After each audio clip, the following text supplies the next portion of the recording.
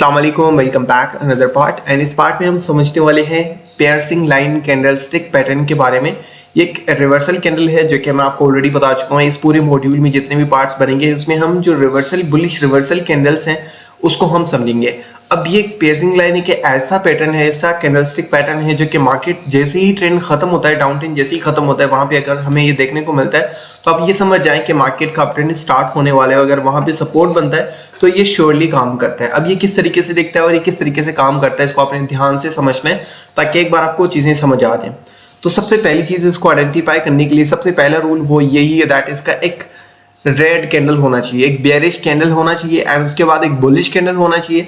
And इसमें जो सबसे इंपॉर्टेंट चीज दैट इज जो रेड कैंडल है, मतलब जो डाउन ट्रेंड है, पहले तो सबसे ज्यादा इंपॉर्टेंट चीज दैट इज डाउन ट्रेंड खत्म हो। ठीक है, मतलब ट्रेंड जो है वो डाउन आता रहे, मतलब मार्केट नीचे आते हुए, मैं आपको यहाँ पे समझाता हूँ, मतलब मार्केट इस तरीके से नीचे आए और यहाँ पे नीचे एंड में सपोर्ट की जगह पे ये बने तो आप समझ सकते हैं कि ये एक पियर्सिंग लाइन पैटर्न है। ठीक है, तो सबसे पहली चीज यही। एंड सेकंड इज आपको बेयरिश कैंडल देखने को मिलती है और उसके बाद ग्रीन कैंडल। एंड जो सबसे ज्यादा इंपॉर्टेंट दैट इज आपकी जो कैंडल है, अगर यहाँ पे देखेंगे बेयरिश कैंडल की जो क्लोजिंग है वो यहाँ पे हुई है, लेकिन इसकी जो स्टार्टिंग है, मतलब इसकी जो ओपनिंग प्राइस है, जो ग्रीन कैंडल है हमारी, जो बुलिश कैंडल है, वो उसकी थोड़ा सा ना बिलो है, थोड़ा सा नीचे है। ठीक है, ये चीज बहुत इंपॉर्टेंट है। ठीक है, आपने इस चीज पे ज्यादा ध्यान रखना है। दैट इज अगर ये जो इसका क्लोजिंग है, फॉर एग्जांपल यहाँ से इसकी ओपनिंग हुई है, यहाँ पे क्लोजिंग हुई है, लेकिन यहाँ से इसकी जो सेकंड कैंडल की जो ओपनिंग है वो यहाँ से होनी चाहिए ना, बट वो यहाँ से ओपनिंग नहीं हुई, वो ओपनिंग यहाँ से हुई है। ठीक है, तो इस चीज पे आपने ध्यान रखना है। जैसे ओपनिंग यहाँ से हुई है, मार्केट यहाँ से नीचे गया और इस तरीके से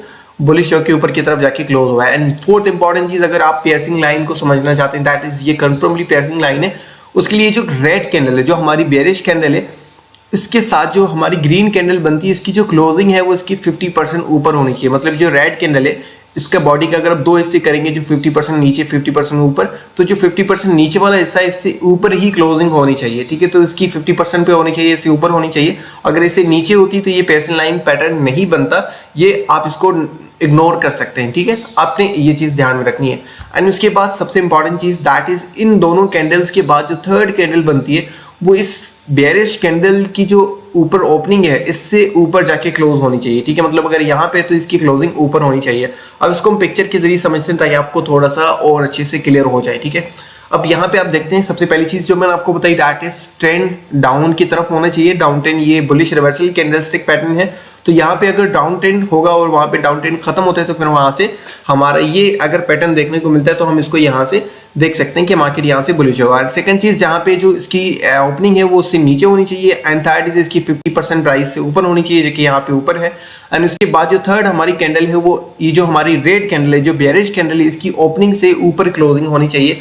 वो एक बार जैसी ओपनिंग क्लोज हो जाएगी आपने यहाँ से सिंपली लॉन्ग की पोजिशन ओपन कर लेनी है। एंड जो सबसे ज्यादा important that is risk reward ratio, आपने पोजीशन क्लोज कहाँ पे करनी है, प्रॉफिट बुक कैसे करना है, उसको आप 1:2 कर सकते हैं। ठीक है, 1:1.5 भी कर सकते हैं। वैसे नॉर्मली लोग 1:1.5 भी करते हैं, लेकिन 1:2 में कर लेता हूँ, मैक्सिमम टाइम मेरी टारगेट सेट हो जाते हैं।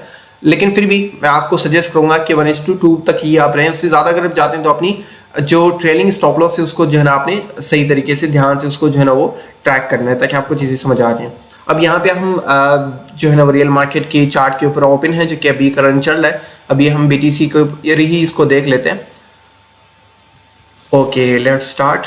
अगर हम यहाँ पे देखेंगे तो हमें एक पियर्सिंग लाइन देखने को मिलती है। अगर हम यहाँ पे देखेंगे तो हमें पहले तो ये डाउन ट्रेंड देखने को मिलता है। अगर इसको हम यहाँ पे देखें तो ये एक डाउन ट्रेंड ही है। जस्ट ए मिनट, यहाँ से मार्केट सीधा नीचे यहाँ तक आया है। ठीक है, तो पहले तो हमारी बात ये दैट इज ये है डाउन ट्रेंड, इसको हम यहाँ से रिमूव कर देते हैं। एंड जो सेकंड चीज दैट इज यहाँ पे हमें सपोर्ट देखने को मिलता है, तो डाउन ट्रेंड जो हमारा है वो खत्म होने के चांसेस बहुत ज्यादा हो जाते हैं। ऊपर जाके अगेन जो है ना वो रिटेस्ट किया है। उसके बाद हमें यहाँ पे पियर्सिंग लाइन देखने को मिली है, यहाँ पे ग्रीन रेड कैंडल, और उसके बाद यहाँ पे इसकी ओपनिंग थोड़ी सी नीचे हुई है। इसकी ओपनिंग थोड़ी सी नीचे हुई है, ज्यादा नीचे नहीं हुई, लेकिन मेरे ख्याल से ये चल जाता है और ऐसी मौकों पे मैं ट्रेड ले लेता हूँ, उसका ज्यादा कोई फर्क नहीं पड़ता। एंड जो थर्ड कैंडल है ये ज्यादा इंपॉर्टेंट है। जब आपको यहाँ पे नीचे कैप थोड़ा सा देखने को मिले तो उसके बाद आपने ये जो थर्ड कैंडल है इस पे तो लाजमी फोकस करना है कि इसकी जो क्लोजिंग है वो ये जो रेड कैंडल है इसकी ऊपर होनी चाहिए। जैसे आप यहाँ पे ये चीज देखते हैं तो उसके बाद आप अपनी यहाँ पे लॉन्ग की पोजीशन ओपन कर सकते हैं। फॉर एग्जांपल अगर मैं यहाँ पे लॉन्ग की पोजीशन लेता हूँ तो जो मैं चीज मैं आपको ऑलरेडी बता चुका हूँ दैट इज आपने रिस्क रिवार्ड रेशियो 1:1.5 करना है या 1:2 आपका कम से कम होना चाहिए। मेरे ख्याल से 1:2 इज गुड, जो कि इसके अलावा अगर हम 1:1.5 करते हैं तो वो हमारा रिस्क रिवार्ड रेशियो सही से बैठता नहीं, जिस तरीके से मैं स्ट्रैटेजी यूज करता हूँ। तो अगर आप मेरे साथ ही चल रहे हैं तो मेरे ख्याल से 1:5 आपका कम से कम होना चाहिए। एंड उसके बाद अगर हम इसके अकॉर्डिंग टारगेट देखें तो हमारा टारगेट बन रहा है ऑलमोस्ट 1:4 का। लेकिन अगर हम यहाँ पे देखेंगे ये पहला जो रेजिस्टेंस हमारा उसको ओबियसली ब्रेक करना है, क्योंकि यहाँ पे एक रिवर्सल है तो मार्केट में अप ट्रेंड तो लाजमी आएगा। तो अगर हमारे यहाँ पे जो मेन टारगेट है वो यही होना चाहिए, लेकिन हमेशा अपनी क्लोजिंग 2 पॉइंट्स पे करनी है। जैसे आप यहाँ पे देखते हैं कि रेजिस्टेंस है तो आपने क्लोजिंग यहाँ पे कर देनी है। फॉर एग्जांपल एक क्लोजिंग आप यहाँ पे कर देते हैं और एक क्लोजिंग आप जो है यहाँ पे आपका जो सेकंड जिस तरीके से आपने देखा है, फॉर एग्जांपल ये वाला हमारा रेजिस्टेंस यहाँ पे हमें देखने को मिलता है, तो हम इसके अकॉर्डिंग यहाँ पे अपनी सेकंड क्लोजिंग लगा देंगे, ठीक है। और हमेशा आपने देखना है कि फॉर एग्जांपल अगर यहाँ पे रेजिस्टेंस थोड़ा सा ऊपर है ना तो आप एंट्री थोड़ा सा नीचे ही क्लोज कर दें। समटाइम क्या होता है, बाइनेंस एंड बियर्स जो है ना जानबूझ के प्राइसिंग जो है ना वो रेजिस्टेंस को हिट होने से पहले ही मार्केट को डाउन में जो है स्टार्ट कर देता है। जो कोई न्यूज आ जाती है तो वो ऑटोमेटिकली हो जाता है। तो मैं यही करता हूँ, जैसे रेजिस्टेंस को टच करने होता है उससे पहले ही मैं नीचे की प्राइसेस पे यहाँ पे क्लोज कर देता हूँ। तो अगर हम यहाँ पे 50% क्लोज करते हैं, 50% यहाँ पे क्लोज करते हैं, तो हमारी जो रिस्क रिवार्ड रेशियो वो सही तरीके से काम करेगा। वैसे अगर यहाँ पे देखा जाए यानी कोचिस स्टॉप लॉस आपका इस तरीके से होना चाहिए। जो आपकी जो बेयरिश कैंडल थी, यहाँ पे जो रेड कैंडल थी, इसका जो नीचे क्लोजिंग है उससे थोड़ा सा नीचे आप यहाँ पे स्टॉप लॉस लगा सकते हैं, जैसे मैंने आपको अभी बताया था।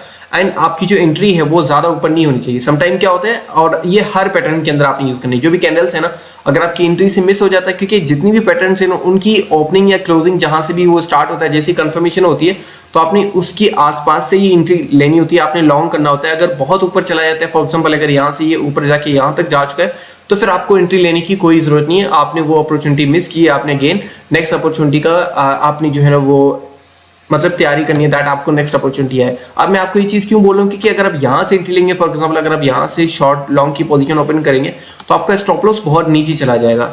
और इसके अकॉर्डिंग अगर आप पहला जो हमारा टारगेट है अगर उस पर भी जाएंगे तो आपका जो रिस्क रिवार्ड रेशियो है वो एकदम से बिगड़ जाएगा। 1:1 है तो ये बहुत ही खराब है, इसको आपने ट्रेड नहीं करना, ये चीज आपके लिए ज्यादा बेनिफिशियल नहीं है। तो इन चीजों के साथ जो मेन चीज वही है कि आपका रिस्क रिवार्ड रेशियो सही से आप फॉलो करते हैं।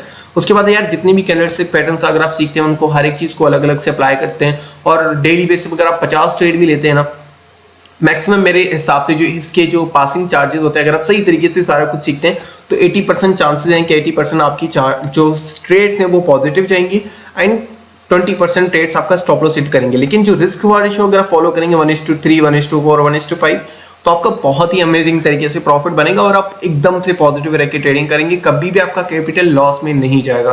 तो इस चीज को आपने अप्लाई करना है। थैंक यू सो मच, मिलते हैं नेक्स्ट पार्ट में।